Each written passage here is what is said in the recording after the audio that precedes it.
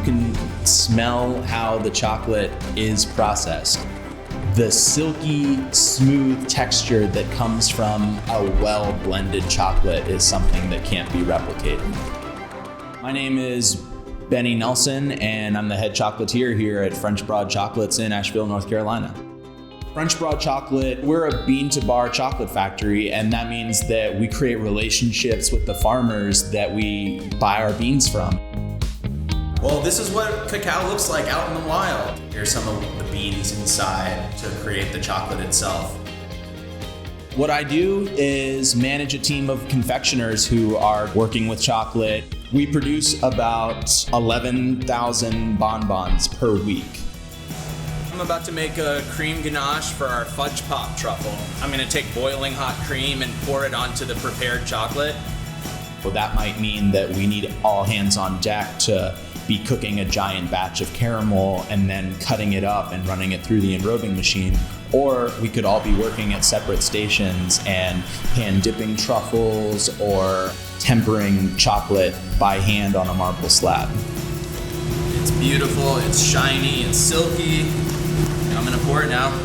We have very strict standards that we have to follow with all of the chocolate, making sure that it's perfectly tempered as it's coming through the machines, and that means that the chocolate is shiny and snappy. You want to be able to bite into it, and it's got a nice hard shell that gives way to a smooth ganache inside.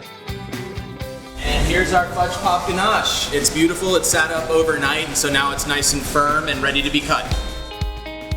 To become a chocolatier, you need to love chocolate. Going in and getting experience in your home with how chocolate behaves. Any culinary school or pastry school will give more in-depth education about that. So to be a good chocolatier, you have to have an attention to detail. A lot of things that we're making, one errant move with your hand could make it unsellable.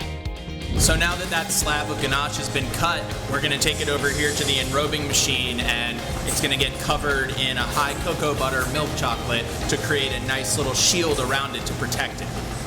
A good work ethic and being able to work well with the team and solo, because a lot of jobs in the kitchen are time-based, and so you need to be able to move quickly and efficiently and just care about your work. That's what I'm looking for when I hire a chocolatier into our department.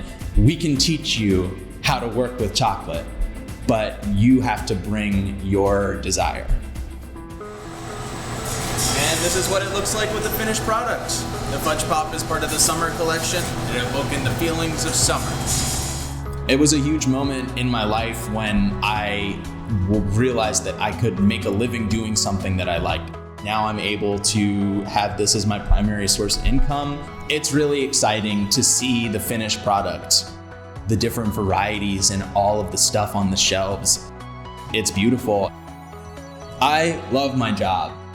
I'm really happy to come into work every day and be able to create, not just press buttons and manufacture, but work in production and make something that I am proud of and is impressive and delicious.